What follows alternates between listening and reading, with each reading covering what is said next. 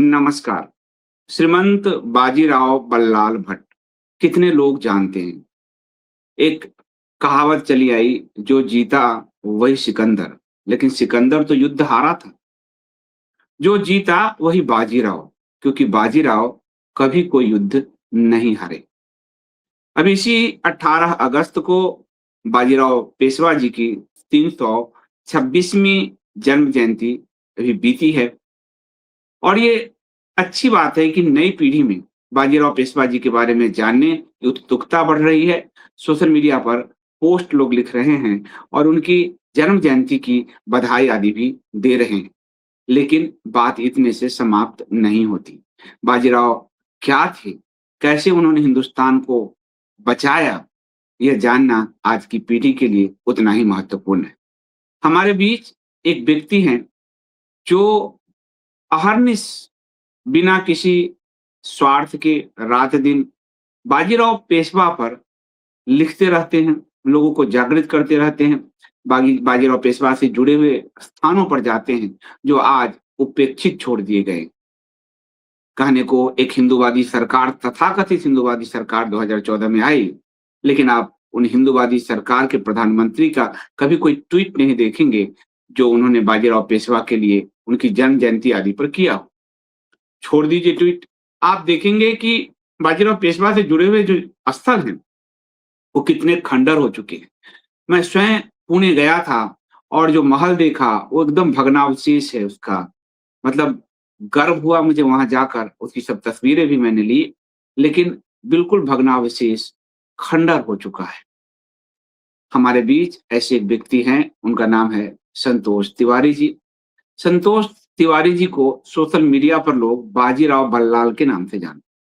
उन्होंने अपने social media profile के नाम ही बदल दिए ताकि अपनी पहचान, अपने नाम को का उत्सर्ग कर दिया बाजीराव बल्लाल के रूप में लोग उनको जाने। और लोग जब उस प्रोफाइल को जानेंगे तो उस प्रोफाइल पर जाकर उनको बाजीराव बल्लाल की कहानी जानने को मिलेगी। संतोष भारत में ही पढ़े हैं, लिखे हैं, स्टील इंडस्ट्री में काम किया है, इंजीनियरिंग के क्षेत्र में काम किया है, काफ़ी घूमा है, दुनिया देखा है। एनआरआई के रूप में वो आज इस देश से बाहर अफ्रीका में रहते हैं। वहाँ भी वो अपने उस पारंपरिक वेशभूषा, धोती, कुर्ता, तिलक, शिखा, तिरंगा, ओम, इस संस्कृति का वो प्रचार-प्रसार करते हैं। पूरी दुनिया देखी है, लेकिन उनको एक टीस है कि बाजीराव बल्लाल के साथ इतिहास ने न्याय नहीं किया। इतिहास के साथ-साथ सरकारों ने भी न्याय नहीं किया और इसीलिए वो बाजीराव बल्लाल को आज की पीढ़ी जान जाए, इसी के लिए लगातार संघर्षरत है। आज हमारे इस पॉडकास्ट में हमारे मेहमान होने जा रहे हैं संतोष जी। तो आप सब जल्दी-जल्दी इसको लाइक कर लीजिए और इसको शेयर करिए ताकि आप बाजीराव कि सिर्फ बाजीराव की कहानी आप ना समझ सकें, बाजीराव के लिए लड़ने वालों को भी आप जान सकें, बाजीराव के लिए अपने नाम छोड़ने वाले आज के समय में व्यक्ति को से भी आप परिचित हो सकें, ये बड़ा ज़रूरी है। और हमारे आदर्श हमारे समाज में हमेशा जीवित रहने चाहिए, ज़िंदा रहने चाहिए। जिस समाज का अपना कोई आदर्श नहीं होता, उस समाज को कोई भी हाँक ले जाता है, उसका कोई इतिहास भी नहीं होता। और बाजीराव ने तो इतिहास लिखा, बनाया, भारत के इतिहास को सुरक्षित किया। तो आप लोग जल्दी इसको तैयार आगे कर लीजिए। मैं लौटता हूँ इस प्रोमो के बाद और सीधे जुड़ेंगे संतोष तिवारी जी के साथ। न लेफ्ट न राइट, अब गूंजेगी केवल सनातनी आवाज। India speak daily. Santosh ji, आपका स्वागत है बहुत बहुत। हर हर महादेव। हर हर महादेव।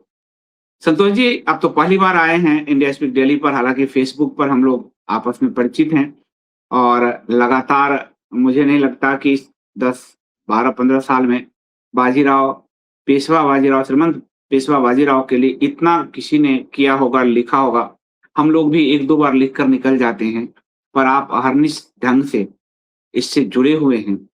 मैं सबसे पहले तो यहीं से शुरुआत करूंगा कि पेशवा बाजीराव के जीवन के प्रति ये जो समर्पण भाव आपके अंदर आया, वो कैसे आया? कैसे आपके अंदर जिज्ञासा पैदा हुई कि हम पेशवा बाजीराव के इतिहास को, उनके कर्म को सोशल मीडिया के माध्यम से आम जन तक ले जाएं। संदीप जी, सबसे पहले तो धन्यवाद कि और इंडिया स्पीक्स डेली की टीम को धन्यवाद कि आज ये अवसर है जहां पर हम अपने महानायक के बारे में चर्चा और विमर्श कर रहे हैं, उनके बारे में जागरूकता फैलाने का एक और आयाम बढ़ा रहे हैं। देखिए, बचपन में हम लोगों ने जो इतिहास पढ़ा है वो किसी से छुपा हुआ नहीं है। उस पे बात करके मैं अपना और आपका समय ज्यादा नहीं लूंगा।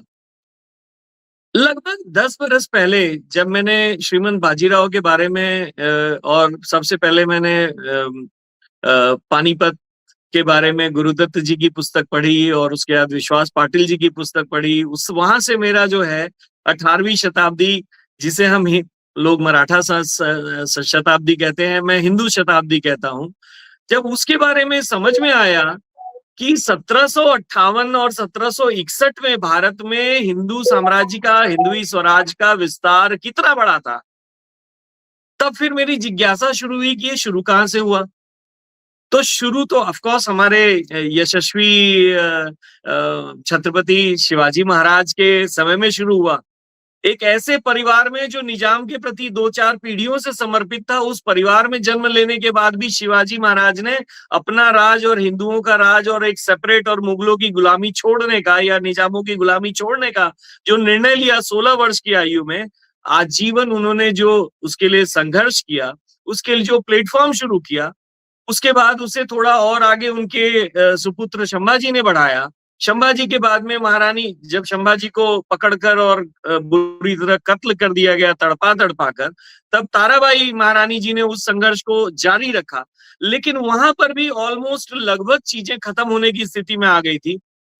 और वहां से फिर कैसे दिल्ली का सुल्तान जो है वो पुणे को टैक्स देता था, जिसे मुगल एम्पायर कहते हैं, ये स्थिति कैसे आई? तो यहां से मेरी जिज्ञासा बनी।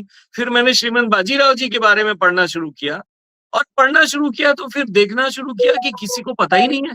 जैसे मैं एक प्रश्न हमेशा पूछा करता था, अभी भी पूछता हूं जब कभी कुछ युवा मिलते हैं, कि 1000 वर्ष के मुगल या इस्लामिक विस्तारवाद को लगाम लगाने वाले 5 सर्वश्रेष्ठ नायक हमारे हिंदू साइड से कौन है जिन्होंने इफेक्टिवली ज्यादा वो किया है? आप विचार करेंगे, विद्वानों के बीच में पूछे हुए प्रश्न, राजनीतिज्ञों के बीच में पूछे हुए प्रश्न में जिन्होंने उत्तर दिया, वो पहले 5 में श्रीमंत बाजीराव भट्ट जी का बल्लाल उनके पिता के नाम से आता है, बालाजी के पुत्र बल्लाल कहलाते थे, भट्ट उनका सरनेम है। तो श्रीमंत बाजीराव बल्लाल जी का कोई मतलब 1000 में से 990 लोग नाम नहीं लेते थे। तो फिर मुझे लगा कि कहीं ना कहीं फिर कोई लचित बारफुकन के बारे में नहीं जानता है, किसी को नहीं पता बाघा जतिन की जन्म जयंती क्या है।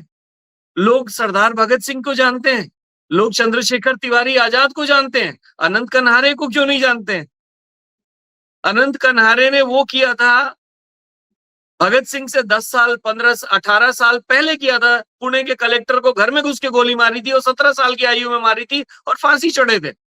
क्यों उनकी जानकारी, उनकी जन्म जयंती की, उनकी जन्मस्थली की जानकारी किसी को नहीं है? क्यों उनकी प्रतिमा दिल्ली में या आगरा में या शिलोंग में नहीं है? बाघा जतिन की बात करें या मास्टर सूरी सेन की बात करें, क्यों किसी को नहीं पता है?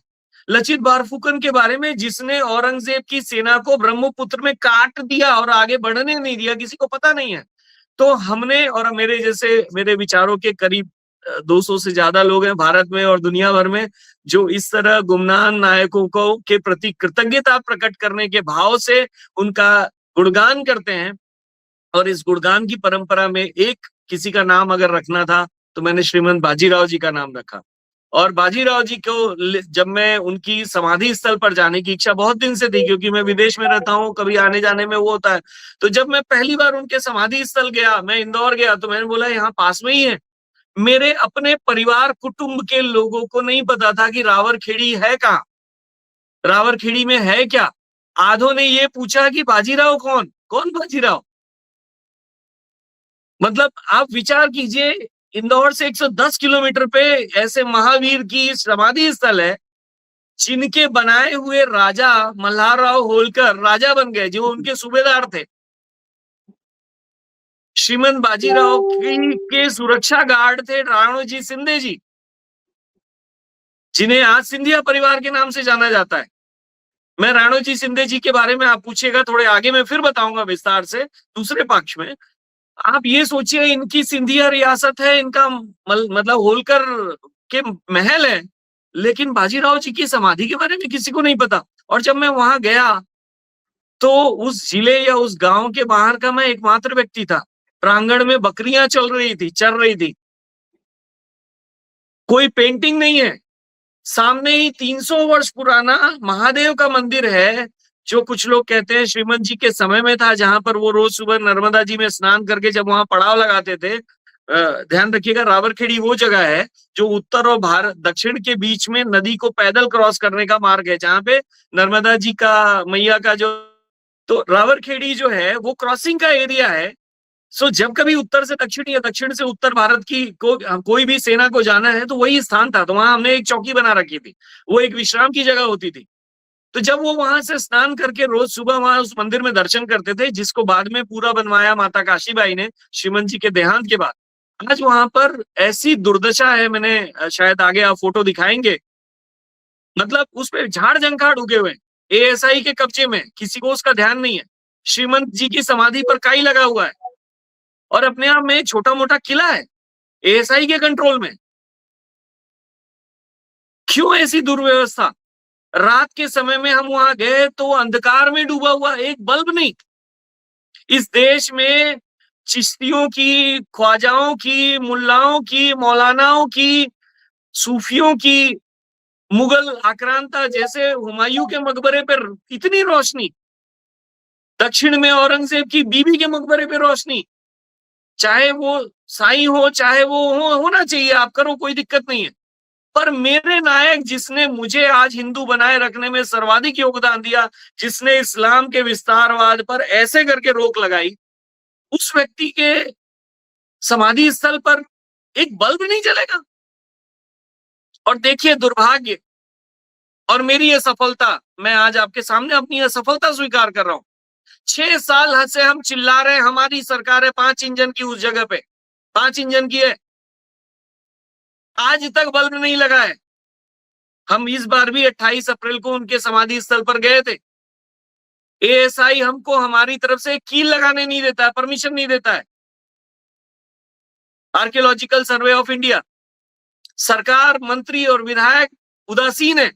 विधायक जी ने इस बार परमिशन दी है, इस बार प्रॉमिस किया है कि मैं 2 हाई मास्क लगवाऊंगा। अप्रैल एंड से अगस्त एंड आ गया है, 4 महीने बीत चुके हैं, अभी तक नहीं लगा है।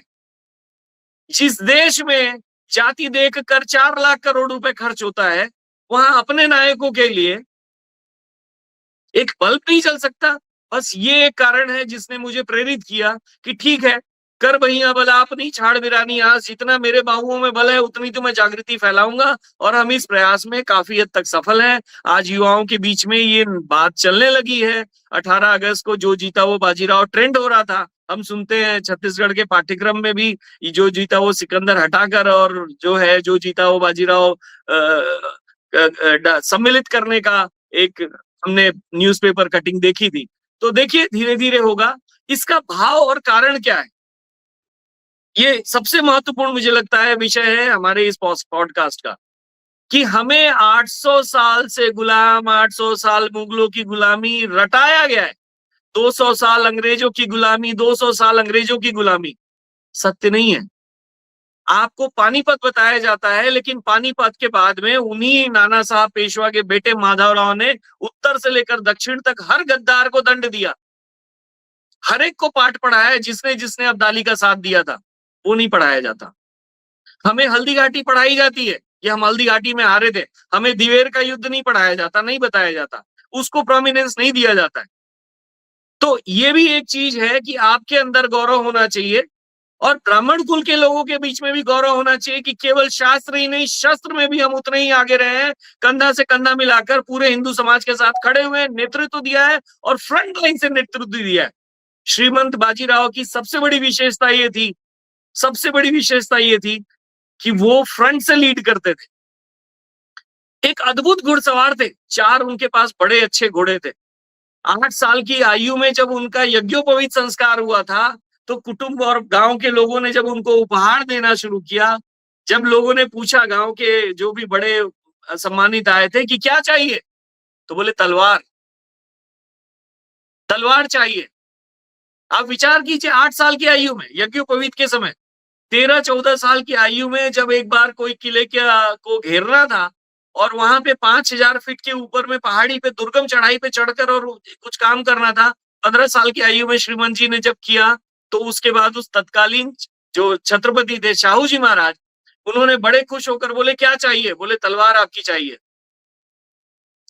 तो मतलब एक व्यक्ति जिसने 39 साल कुछ महीनों का जो अपना जीवन काल था, उसमें से 25 साल युद्ध भूमि में अपने सिपाहियों के बीच में हिंदवी स्वराज के लिए, हिंदुओं के लिए, मुगल आक्रांताओं से लड़ते हुए देश को बचाने के लिए, हिंदुओं को उनकी धार्मिक स्वतंत्रता दिलाने के लिए, सम्मान दिलाने के लिए जिसने अपना जीवन बलिदान कर दिया, उस व्यक्ति का कोई गुणगान नहीं है।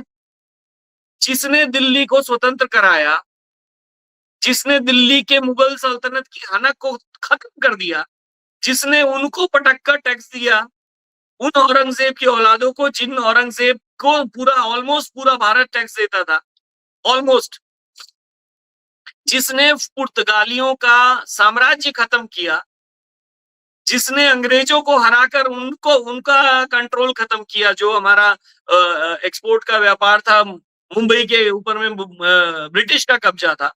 इथियोपिया की एक ट्राइब है सिदी करके, उसका एक सिदी सत करके वो था, जो 400 साल में 300 साल उन लोगों ने जंजीरा या कुंकड़ के एरिया में इतना अत्याचार मचाया था, उनको मार के खत्म किया, रोहिलखंड के पठानों को निपटाया।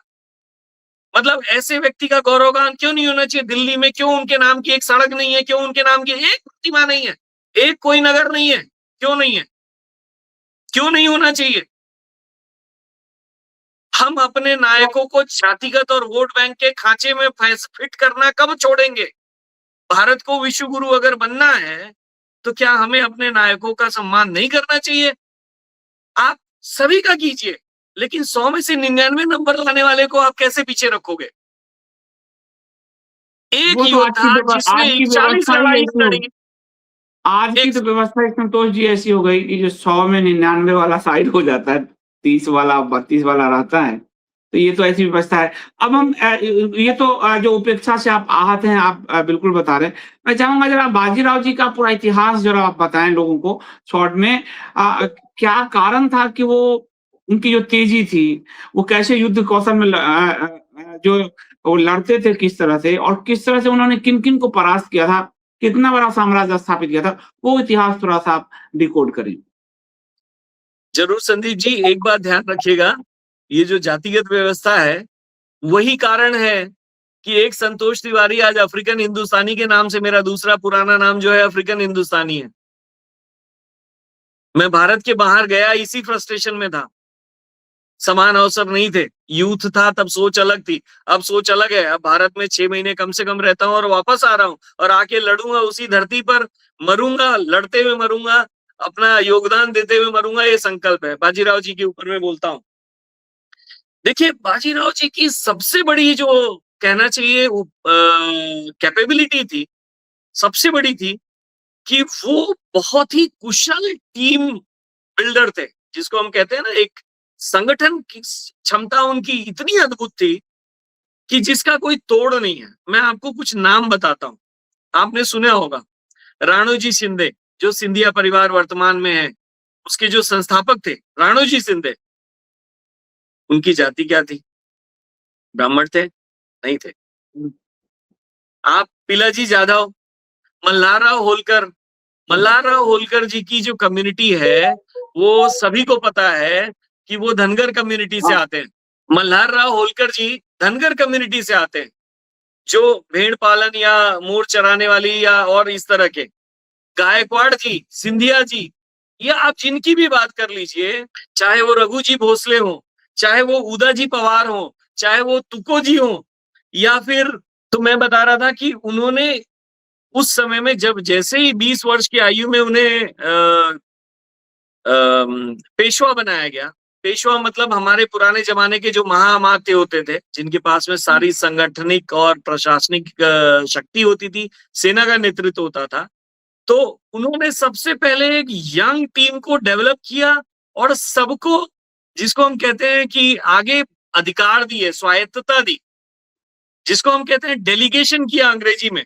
मैनेजमेंट स्किल इतनी बढ़िया थी कि हर एक को एक एक क्षेत्र दिया। मालवा का क्षेत्र होलकर परिवार को दिया, राणोजी शिंदे जी को दिया, गायकवाड़ जी यहाँ पर थे गुजरात के क्षेत्र में, तो आपके पिलाजी जाधव इनके साथ में हर जगह हर समय हमेशा रहे हैं।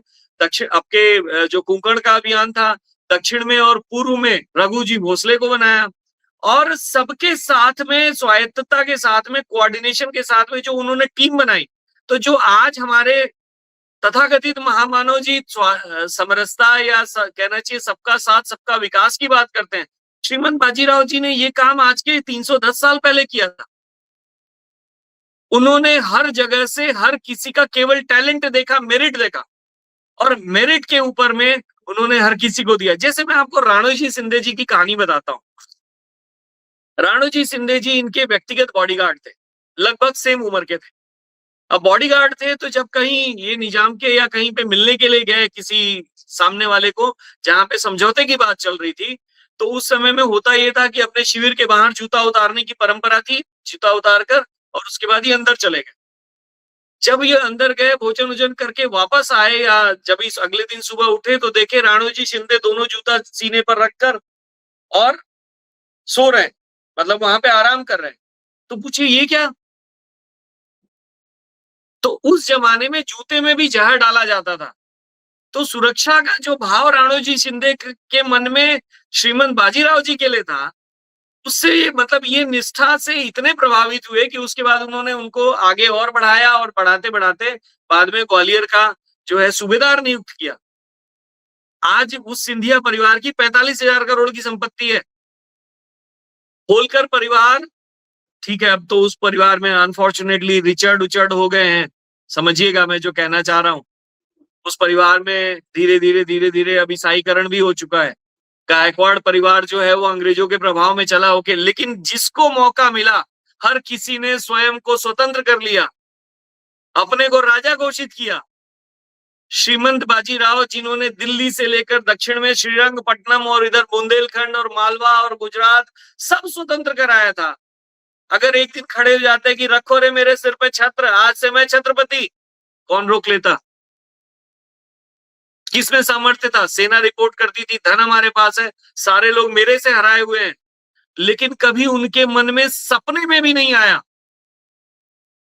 उनकी निष्ठा और राजभक्ति, हमेशा वो मानते थे कि जो है राजा जो है वो भगवान का स्वरूप होता है। कभी उन्होंने नहीं, और सिर्फ उन्होंने नहीं, उनके बाद के किसी पेशवा ने, जो उनके बेटे ही थे, उनके परिवार के लोग थे, 9 पीढ़ी रही इस ये में, किसी ने भी जो अपने राजा का छोड़कर खुद को छत्रपति घोषित नहीं किया।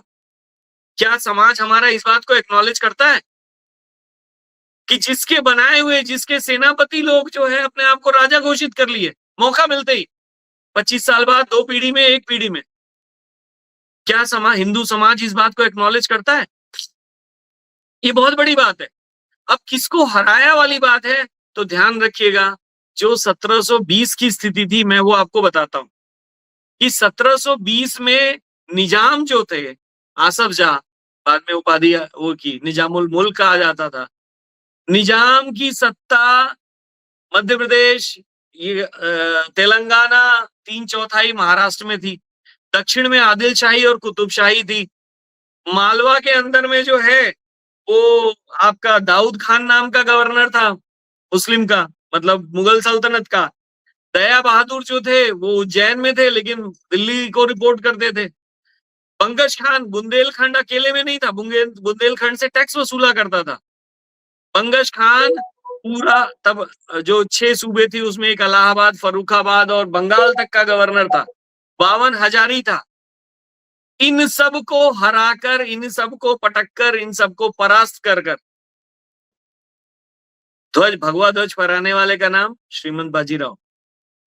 इसलिए मैं कहता हूं जो जीता वो बाजीराव। केवल मुगल सल्तनत को नहीं हराया, ध्यान रखिएगा, हिंदवी स्वराज की सबसे बड़ी सेना का जो क्षति हुआ है, जान की क्षति, अगर पानीपत में पिछले 18वीं शताब्दी में सबसे बड़ा पानीपत में हुआ था, तो दूसरे नंबर में वसई की लड़ाई में हुआ था। वसई में पुर्तगालियों को हराने में 22,000 हिंदू सिपाही मारे गए थे या हिंदवी स्वराज के सिपाही मारे गए थे, कितने लोगों को पता है? लोगों को लगता है पुर्तगाली खत्म हो गए, तो पता नहीं चलता है कि कितना बड़ा उनका वो था। आप केवल न सिर्फ मुगलों को हराया, निजाम को हराया, पुर्तगालियों को हराया, ब्रिटिश को हराया, फ्रेंच को हराया, सिटी को हराया, आपके लखनऊ के नवाबों को हराया। इन सबको हराकर, इन सबको एक छत्र के नीचे लाकर इन्होंने विस्तारवाद को, इस्लाम के विस्तारवाद पर इफेक्टिव रोक लगाई, और इस कारण बाजीराव महान है। और ऐसा व्यक्ति जिसने ये सब किया है, 41 में से आधी से ज्यादा बड़ी लड़ाइयां उन्होंने ऐसी रणनीति फैलाकर जो है वो किया, मतलब जीता, कि जिसकी दाद और मिसाल अमेरिका के स्ट्रेटेजिक वॉरफेयर इंस्टीट्यूट, जहां पर इलीट कमांडोज जो उनके टॉप ऑफिसर्स हैं जिनकी ट्रेनिंग होती है, उनको दुनिया की अलग अलग बड़ी लड़ाइयों और इनके बारे में क्या स्ट्रेटेजी थी, क्या इफेक्टिवनेस था, उसमें एक ये भी शामिल है। जर्मनी में पढ़ाया जाता है, बस भारत में कोई नहीं बताएगा। पालखेड़ की लड़ाई में जिस तरह से इन्होंने लाखों की सेना को कुछ हजार के साथ में जिस तरह एनवलप पैकिंग करके स्ट्रेटेजिक रूप से नचाकर फंसाकर तोपों को अलग कर दिया, पानी और खाने के बिना रोक दिया, 2 बार किया, पालखेड़ में भी और भोपाल के दोराहा में भी। इस निजाम के लिए श्रीमंत, मैं कहूंगा हमारे महाराज शिवाजी महाराज के पिताजी और दादाजी दोनों नौकरी किए, उसी निजाम परिवार के लिए नौकरी किए, उनको टैक्स दिए, उनके लिए मनसबदार थे। उस निजाम से पटक कर उससे टैक्स वसूलने वाले का नाम बाजीराव है, क्यों उनका नाम नहीं होना चाहिए? मैं बार बार ये प्रश्न पूछूंगा, इसी पॉडकास्ट में पूछूंगा, क्यों नहीं उनका गौरवगान होना चाहिए? क्यों? क्योंकि अगर ये हो जाए कि हमको, मतलब विचार कीजिए, जब हमारे ग्रोइंग ईयर्स थे तब बॉलीवुड की मदद से एक फिल्म बनती है जो जीता वो सिकंदर। हम सब लोग सिकंदर का महिमा गान सुनते आए, कम से कम, मतलब जीत के उच्चतम प्रतिमान के लिए आपको एक इंपोर्टेड प्रोडक्ट की जरूरत है, वो भी उस प्रोडक्ट की जो कम से कम भारत की बाउंड्री पर आकर कम से कम एक युद्ध तो जरूर आ रहा था। हारा तो वो पर्शिया के साथ इनिशियल कई युद्ध उस समय भी आ रहा था। और हमारे पास एक नायक है जिसने इतनी बड़ी भूमि, 2/3 भारत को स्वतंत्र कराया, उसके बाद में मुगल सत्ता, दिल्ली सल्तनत कभी खड़ी नहीं हो पाई। उस बाजीराव का कोई गौरवगान नहीं होना चाहिए? तो अब मैं आ रहा हूं कि इनकी, पहला ये था कि इन्होंने टीम बड़ी अच्छी बनाई। दूसरी, उस समय की सबसे बड़ी चीज जो इनके पास थी वो थी इनकी स्पीड। ध्यान रखिएगा, आज के 300 साल पहले न तो हाईवेज थे, न पैराशूटिंग जो है करने का ऑप्शन था कि एयर ड्रॉप कर दिया जाएगा आर्मी को।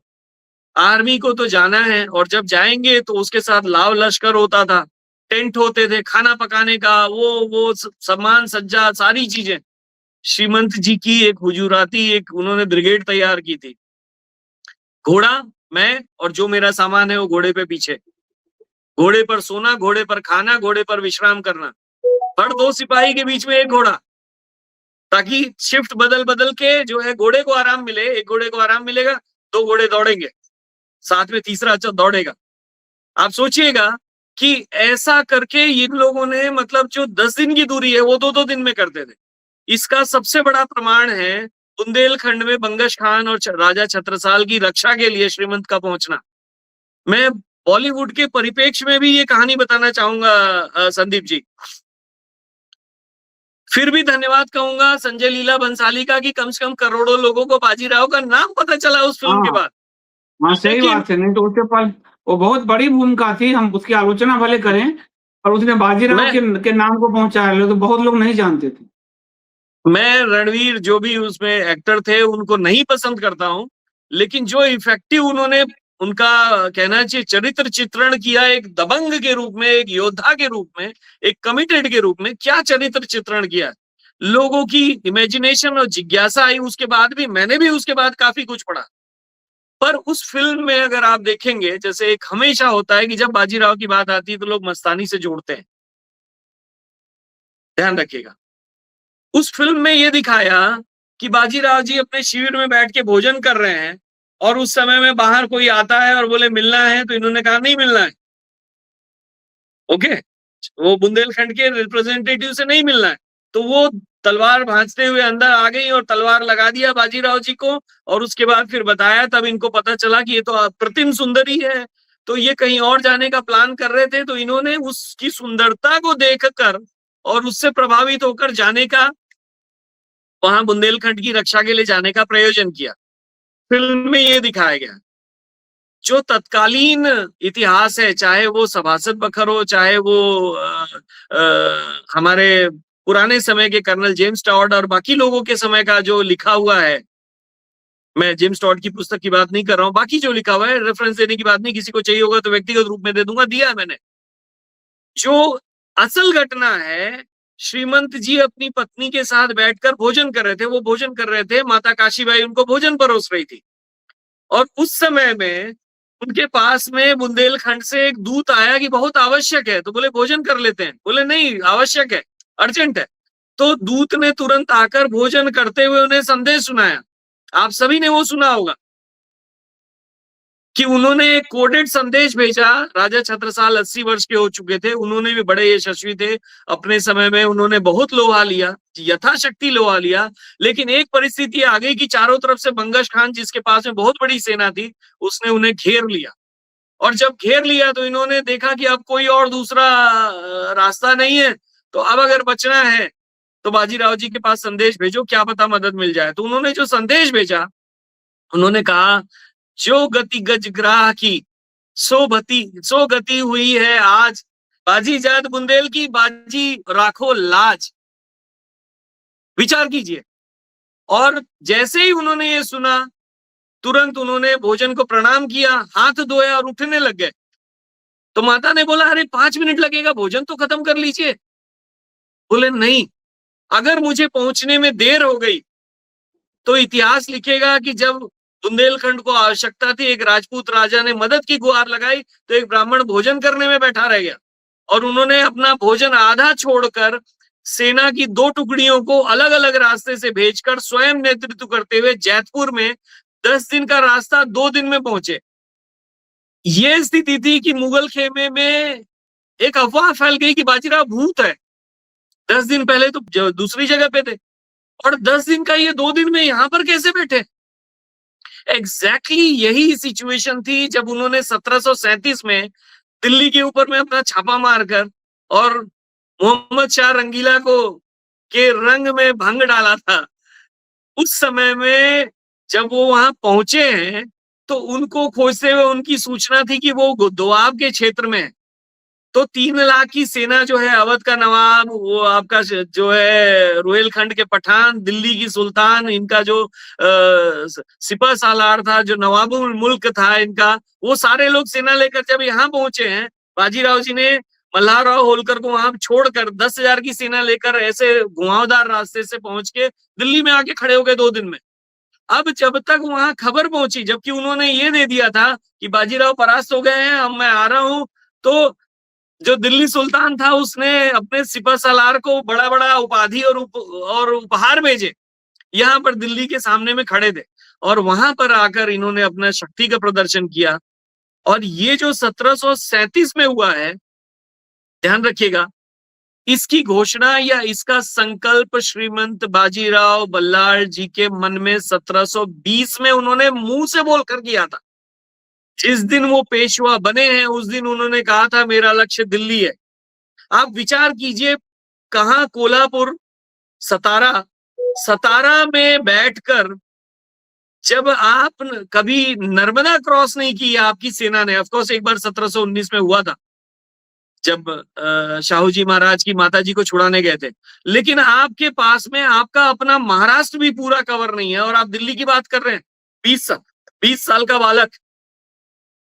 मैं श्रीमंत जी के एक और चीज को आपको बताऊंगा संदीप जी। 1732 में उनका जो जिस महल की आप बात कर रहे हैं, शनिवार वाड़ा उसका नाम है, 1732 में शाहू जी महाराज ने वो उनको बनवा के दिया था कि भाई तुम्हारे पास भी, पुणे के पास में भी तुम्हारे पास रहने का एक व्यवस्था होना चाहिए। 16,110 रुपये में वो महल बना था उस समय की मुद्रा में। मैं ये अमाउंट इसलिए बोल रहा हूं कि इसका एक रेफरेंस और इसका एक पैरेलेंस है जो आपको और हमारे पाठकों को और श्रोताओं को और दर्शकों को जानना चाहिए। 7 मंजिला मुख्य महल था, मेहमानों के रहने की व्यवस्था थी, परिचारिकों और सिपाहियों और सेना को के टुकड़ी को रहने की व्यवस्था थी, 1000 लोगों के रहने की व्यवस्था थी उस किले में, जिसका अब केवल सामने का दीवार बचा हुआ, मुख्य जो किले का दीवार है, दरवाजा है, पीछे का सब 1828 में रहस्यमय ढंग से जल गया, अंग्रेजों ने जब पुणे पर हमला किया और उसके बाद में वो हुआ था। उस किले में उन्होंने जो मुख्य द्वार था उसका नाम रखा था दिल्ली दरवाजा 1732 में, ताकि जितने बार उस दरवाजे से अंदर आए और जाएं हमेशा दिल्ली दिल्ली दिल्ली दिल्ली दिल्ली दिमाग में हिट करता रहे कि आपका अनफिनिश्ड एजेंडा है, हमें दिल्ली से मुगल सल्तनत को खत्म करना है। ये अपने आप में बहुत बड़ा सांकेतिक था, जैसे आज हमारे लिए राम मंदिर बहुत बड़ी सांकेतिक विजय है।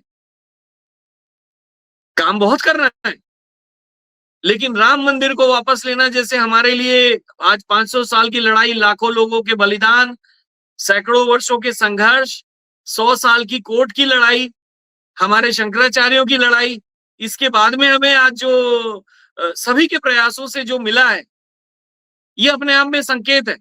हिंदू राष्ट्र अभी भी नहीं बना है, लेकिन जब दिल्ली हिंदुओं के नियंत्रण में आ जाती तो फिर इस्लाम का विस्तारवाद रुक जाता। ये भाव 20 साल के बालक श्रीमंत बाजीराव में 1720 में था। आप विचार कीजिए। और मैं जो कह रहा था कि 16,000 में जिसका घर बना है, जिसने भारत के मतलब महाराष्ट्र को स्वतंत्र कराया, छत्तीसगढ़ को भारत के नक्शे में, इन राज्यों की आप लोग कल्पना कीजिए, पूरा महाराष्ट्र स्वतंत्र कराया, छत्तीसगढ़ स्वतंत्र कराया, तेलंगाना कराया, कर्नाटका कराया, 3/4 आंध्र प्रदेश कराया, मध्य प्रदेश कराया, गुजरात कराया, राजस्थान कराया, आधा हरियाणा कराया, दिल्ली कराया, उत्तर प्रदेश का 3/4 हिस्सा स्वतंत्र कराया, पुणे के पास में गोवा था जो सैकड़ों साल से कहना चाहिए कोंकण का क्षेत्र कब्जे में नहीं था, उसे स्वतंत्र कराया। ऐसा व्यक्ति जिस दिन उन्होंने अपनी देह छोड़ी है, उनके ऊपर 14,50,000 का कर्ज था, रोम रोम कर्ज में डूबा था। उन्होंने कुछ महीने पहले भी चिट्ठी लिखी थी अपने जो गुरु थे ब्रह्मेंद्र स्वामी जी को कि हमारे पास सेना को वेतन छोड़िए, भोजन कराने के लिए नहीं, हम यहाँ भूखे हैं, लेकिन आज लड़ाई छोड़ेंगे नहीं। आप वसई की लड़ाई खत्म करके मुझे 80,000 की सेना, शाहू जी को उन्होंने चिट्ठी लिखी कि आप मुझे 80,000 की सेना एक बार अगर दे दीजिए तो मैं एक साथ 6 के 6 सूबे जो है वो कब्जा करा लूंगा। और दुर्भाग्य देखिए, हिंदुओं का दुर्भाग्य कहता हूं मैं, संदीप जी, ये सबसे महत्वपूर्ण बात है जो शायद आप भी नहीं जानते हैं। छत्रपति शाहू जी महाराज, छत्रपति शाहू जी महाराज ने जो अपने जीवन के 18 साल औरंगजेब की कैद में बिताए थे, 9 साल से 26 साल की आयु तक, जीवन में शायद एक ही लड़ाई लड़े थे अपने भाई के विरुद्ध कि मैं छत्रपति, उसके बाद कभी किसी लड़ाई में नहीं गए। वो छत्रपति बाजीराव जी के चिट्ठी का जवाब क्या लिख के भेजते हैं कि मोहम्मद शाह रंगीला की बादशाही चली गई थी, नादिर शाह दुर्रानी ने लूट लिया था, छीन लिया था, नंगा करके खड़ा किया था। ये नंगा करके खड़ा किया था ये उन्होंने नहीं लिखा, बट जब नादिर शाह ने दिल्ली पर 1739 में हमला किया था, तब उसने मोहम्मद शाह रंगीला को धूप में नंगा खड़ा किया था ताकि वो बताए कि खजाना कहाँ कहाँ है। जाते समय उसने अपना रिप्रेजेंटेटिव बना के मोहम्मद शाह रंगीला को वापस बादशाह बना के छोड़कर और चला गया। इतना लूट किया था कि अब उसको आने की कोई इच्छा नहीं बची थी। नादिर शाह की बात कर रहे हैं। तो शाहू जी महाराज ने चिट्ठी लिखी कि बादशाह की बादशाही चली गई थी, भगवान की कृपा से उनको वापस मिल गई है, तो मुझे बादशाह बनने की कोई लालसा नहीं है। हमें और तुम्हारा दायित्व है कि तुम दिल्ली सल्तनत के अमीर अल उमरा बनकर रहो, उनसे और ज्यादा जागीरदारी मांगो, हम यहाँ से टैक्स वसूल करके और थोड़ा पैसा करके दिल्ली की जो खजाना खाली हो गया है हम उसे भरेंगे। और सबसे बड़ी बात, मुझे दिल्ली का सुल्तान बनने की कोई इच्छा नहीं है। ये पत्र पाने के बाद बाजीराव जी के मन में, उस युवा के मन में जो 39 साल का था, जो विश्व में कहना चाहिए भगवा लेकर ही आगे बढ़ता था, उनके मन में क्या विषाद पैदा हुआ होगा, क्या निराशा आई होगी। और इस पत्र के कुछ दिन बाद ही उनका देहांत हुआ। उनका देहांत लू लगने से हुआ है। ये हिंदुओं का दुर्भाग्य के कारण हुआ है, मैं कहना चाहूंगा, क्योंकि हमारी टॉप लीडरशिप सारी ही अल्पायु गई है। श्रीमंत 39 ईयर्स में चले गए। 34-32 साल में उनके छोटे भाई चीमाजी अप्पा चले गए। 26 साल में उनके बेटे नाती जो है माधवराव, जो दूसरे सबसे बड़े यशस्वी पेशवा हुए, वो चले गए। इनके बेटे जो नाना साहब थे, बालाजी बाजीराव, वो भी 40 साल में चले गए। हमारे शिवाजी महाराज 36 साल में चले गए। हमारे संभाजी महाराज वो भी 30, 31, 32 साल में चले गए। और वहीं हमारे शत्रुओं का देखिए भाग्य, हमारी विडंबना देखिए, औरंगजेब 88 साल में तक जिया, राक्षस।